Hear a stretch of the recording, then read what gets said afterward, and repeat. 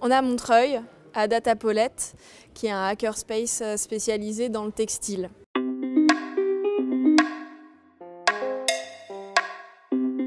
Datapollet, c'est un collectif d'artistes et de designers.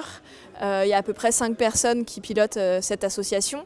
Et en fait, leur idée, c'est de se dire, plutôt que d'avoir chacun son petit atelier avec ses machines à soi et de payer peut-être très cher un espace pour travailler, on va payer un petit peu moins cher et en échange, on va l'ouvrir à d'autres personnes qui vont pouvoir venir profiter aussi de cet espace-là pour travailler ensemble côte à côte. Ce qui intéresse les membres fondateurs de Datapollet, comme par exemple Morin Dono, qu'on a pu rencontrer ce soir, c'est de travailler à la frontière entre le code, le numérique, ce qu'on peut produire, nos données, et le textile. Finalement, le textile, c'est, on va tisser une matière, et pour tisser cette matière, il faut déterminer un certain rythme, certaines données. Ce que j'ai entre les mains, c'est pas une simple écharpe, c'est une transcription de la vie de quelqu'un. Audrey, c'est la designer textile qui a travaillé là-dessus. En fait, elle a capté ses données personnelles et elle les a transformées à l'aide d'un logiciel en un motif qu'elle a ensuite lancé dans sa machine à tricoter. Et ce qu'on voit ici, c'est d'une manière un peu cryptée, un motif qui retranscrit les données personnelles avec lesquelles elle a travaillé.